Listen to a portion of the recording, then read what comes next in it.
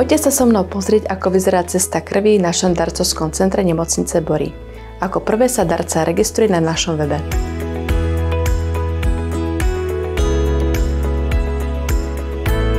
Darca príde na recepciu darcovského centra a vyplní dotazník.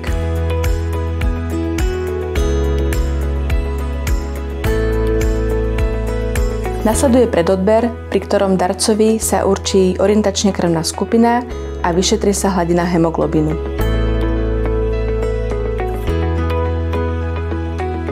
Nasleduje lekárske vyšetrenie, kde s darcom prejdeme jeho osobnú anamnézu, užívané lieky či alergie. Po lekárskom vyšetrení darca krvi ide k samotnému odberu krvi, ktorý trvá približne 7 až 10 minút a odoberie sa počas neho približne 450 ml krvi.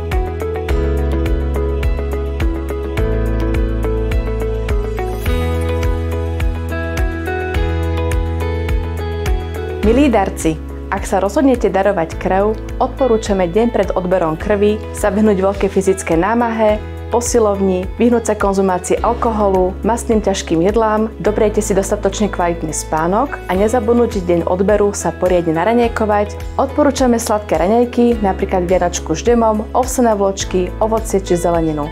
Deň darovania krvi, nezabudnúť na dostatočný pitný režim, aspoň pol litra tekutín v deň darovania krvi.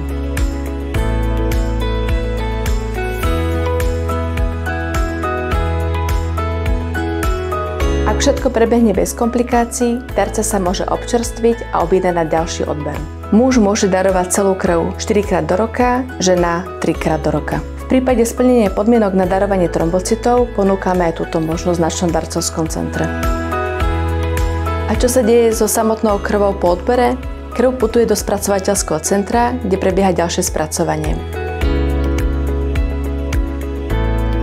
Celá krv sa rozdelí na 3 zložky: erytrocity, plazma a tzv. Buffy kód, z ktorého sa neskôr vyrábajú trombocity. Všetky 3 zložky sa vrátia naspäť k pacientom.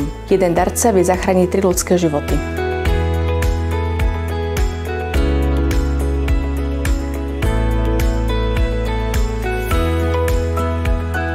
Krv sa používa pri operáciách, vážnych dopravných nehodách, u onkologických pacientov či pri komplikáciách počas pôrodu.